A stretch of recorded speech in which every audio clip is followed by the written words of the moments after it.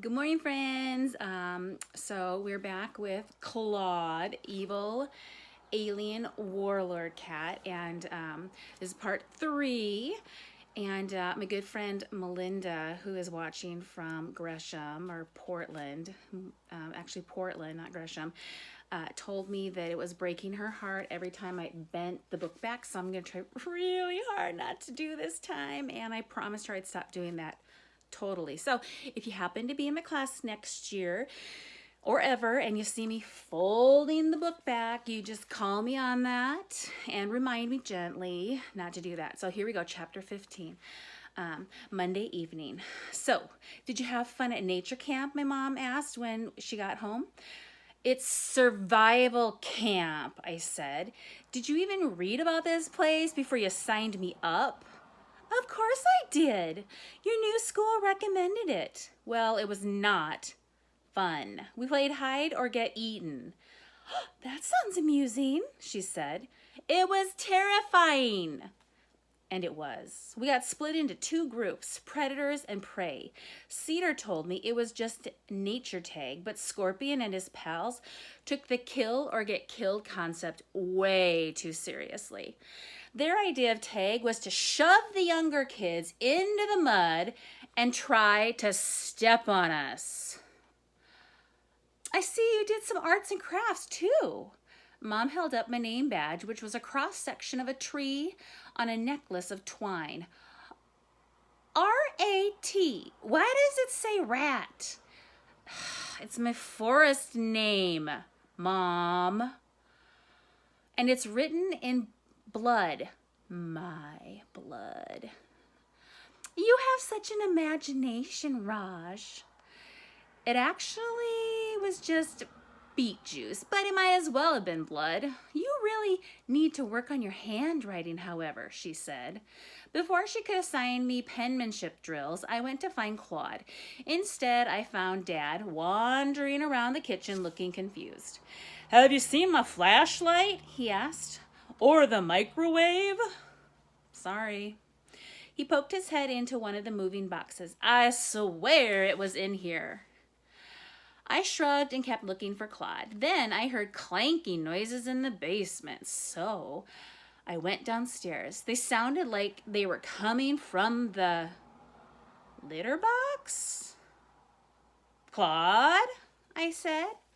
The clanking stopped. 2 seconds later, Klawde stepped out of the covered box. For the first time, he had that guilty dog look. Oh, there, boy, I said. You don't have to be embarrassed about using the litter box. Here, I'll clean it for you. When I went to open the lid, Klawde hissed and swatted at me.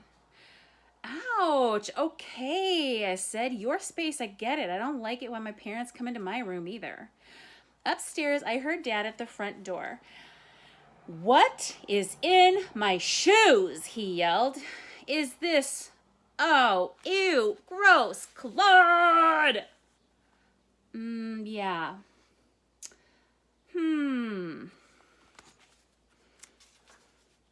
Chapter 16. The return of the boy human interrupted my work, and I was forced to bury what I had done under the sand and make myself look innocent. For the rest of the day, I observed the humans more closely, trying to understand their ways. One oddity was how they ate. Why did they use their metal tools and weapons to bring their food up to their mouths rather than just bringing their mouths down to the plate? Could they be so stupid that they never thought of it? It dawned on me that perhaps such behavior, as well as the lack of technology in the fortress, was not the state of all humankind, but of these particular humans. I had discovered several other disappointing facts about them. 1, they were not warlords or warriors of any kind. 2, the weapons packs they carried out of the fortress were not, in fact, weapons packs. They were filled with snacks. Their fortress was not a fortress. It was a mere dwelling, a home. They were not all its. The one with long hair The one with long fur on its head was a female. The other two were males. I don't know why it was so hard to tell them apart when it's so easy with cats. The fact wasn't actually disappointing, but a point of zoological interest. The first three, however, had me thinking that maybe my humans were not the best examples of their species. Perhaps the other stronger humans had better technology, like an intergalactic teleporter. To find out, I needed to escape. Chapter 17. Tuesday morning. I was barely awake yet, but Mom handed me a granola bar, shoved me into the Prius, and 10 minutes later, she was dumping me off at the welcome cabin again. "Survive!" she called as she pulled away. I left my phone in the forbidden basket and followed the sound of hissing to the speaking stump. I don't know who I was less excited to see, Scorpion and his bully pals or our counselor, who was just beginning his morning talk. "Today we will begin to learn the language of the forest," Turkey Vulture declared. "Wild animals are one with nature, and they leave both tracks and signs for us to follow. Can someone tell me the difference?" Cedar's hand shot up. "Tracks are footprints, and signs are everything else," she said, "like claw marks on a tree or a big pile of bear scat." "Excellent," Turkey Vulture said, "and we must pay attention to both. Now, comrades, follow me." We marched off into the woods, and pretty soon I was so turned around I had no idea where we were. If you get lost in a forest, you might walk around in endless circles and never get out. But if you find one of these, you are saved. Turkey Vulture pointed to a narrow dirt track worn into the ground. A deer path. A deer path always goes somewhere because deer, unlike humans, never go in circles and they never get lost. He led us even deeper into the forest and then told us to each find a deer trail and use it to get back to the stump. Everyone found one right away.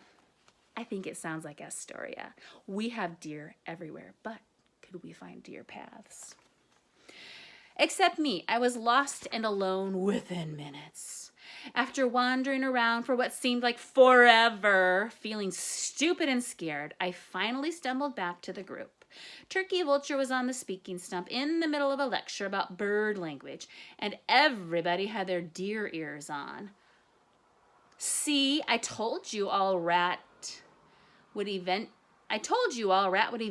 find his way," Turkey Vulture said cheerfully. "Welcome back," Cedar whispered. Turkey Vulture began to whistle in high, short bursts, and then he made some cute peeping noises. "You have just heard the sound of a brown creeper and a common yellowthroat," he told us. "Most people think birdsong is just pretty music, but it is, in fact, the sound of greetings, courtship, and warnings. Birds are forest messengers, and even their silence tells us something. Can anyone tell us why you don't hear this much birdsong in your little yards at home?" Turkey Vulture asked. "Not enough trees," one kid said. "Too many cars," another guessed. "Lawn mowers," Steve said. Turkey Vulture nodded thoughtfully. "These are not stupid theories," he said, "but there is one culprit, one vicious predator that is most to blame." His sharp eyes swept over us, but no one dared to guess. Can you guess? "Cats!" Turkey Vulture exclaimed. "Whenever they roam, they hunt and murder songbirds. In fact, the domesticated house cat is the only living creature more destructive than human beings." Turkey Vulture's voice grew cold. If human beings truly cared about nature, they would stop letting these savage, evil beasts out of their homes. Ooh. Okay, personally, my kitty cats, they don't get to go outside. So, PSA, consider having indoor-only kitties. Just saying. Okay, back to the book. Klawde, evil, Now that was ridiculous. If only cats would become an endangered species. Turkey Vulture cried happily, because on that day, my friends, the song of the birds would be joyful indeed. Then he hopped off the speaking stump and danced around, making a lot of chirping, trilling noises. I turned to Steve. Our counselor is crazy, I said. It made me want to run home and see my kitty cat right now. If only I knew the way. Chapter 18. I watched the humans disappear in their tank, which, sigh, he was just a motorized go-kart with no rocket launching weaponry whatsoever. Leaping down from the window, I went to the front portal. Through careful study, I discovered that it worked on a simple lever. All I had to do was reach up, pull it down, and ha! I was free. Recent surveillance of this zone had revealed the existence of more Earth cats, and I hoped one of them would know which of the local humans had the best technology. Across the road, I had spotted a flabby gray-striped tabby who never left one particular window. He appeared stuck to it. I had low hopes for that one. Here's a picture. That's the tabby who is like stuck in a window. Here's another one we're going to read about. In the fortress behind mine, however, lived an orange cat who came and went from her house at will through a push entrance specifically designed for felines. Here at last was some evidence of technological advancement. I hurried through this swinging cat-sized door. I pushed against it as I had seen the orange cat do, but nothing happened. I pushed harder with my head. Still, nothing happened. Did it work off retinal scan, DNA imaging? This was some sophisticated technology indeed. All right, so check out her collar, or his collar. Do you see anything on there? I waited in a nearby bush until the orange cat came out for her morning exercises. Greetings,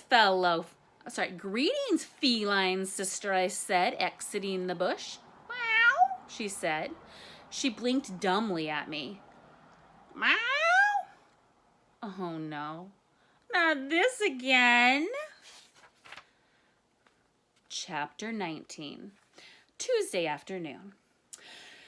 We had been told not to pack lunches because food would be provided. This turned out to be very misleading. When you know how to forage, the forest will feed you, Turkey Vulture declared. He showed us how to search out berries, wild garlic, chicory, and cattail. The plants weren't that hard to find, but they mostly tasted like grass clippings. Steve did not listen to the part about how to pick and prepare stinging nettles, a lesson he learned painfully, while Cedar called me over to see what she had found under a fallen log. It looked like rice, which I had no idea grew under logs. Then the rice started to move. Ooh, excellent find, Turkey Vulture cried happily. Grubs, beetles, and insect larvae are a vital part of wilderness diet. He then popped a handful of wriggling white things into his mouth. Remember that it's not about the taste, it's about survival. If this was survival, I'd rather die of starvation. When we got back to the speaking stump, Turkey Vulture said it was time to choose our packs. Our what? Asked Cedar. Our what? I asked Cedar. Our nature teams, she said. Why do we need teams? For survival night, she said. Without a pack, you won't last 5 minutes. You mean in the game, right? I said. Right? Cedar just smiled at me as she nibbled on a cattail tuber. I was afraid no one would want to pick me, but when Turkey Vulture asked Cedar to choose her pack, she pointed at me and Steve. Interesting choices, Turkey Vulture said skeptically. Then Turkey Vulture asked Scorpion who was in his pack. Snake and Newt, Scorpion said, pointing to the two kids next to him. Snake was tall and skinny, and Newt was short and freckled with long, stringy braids. Neither of them looked particularly friendly. Bunch of cold bloods, eh? Turkey Vulture said. Scorpion nodded. We were here on this planet first, and we'll be here last. They high-fived. Turkey Vulture smiled. I like your spirit as well as your forest names, but are scorpions indigenous to our area? Nope, they're from the desert, I called out. Elba's more of a temperate rainforest, so scorpions are actually out of place here. I was so excited I finally knew something.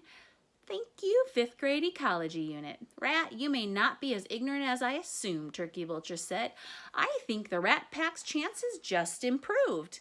Now Cedar and Steve high-fived me, and I was feeling pretty good until I saw Death Ray eyes Scorpion was sending my way. Great, I hadn't made a real friend here yet, but I managed to make an enemy. And I think we will stop there, and I will see you next time for part 4.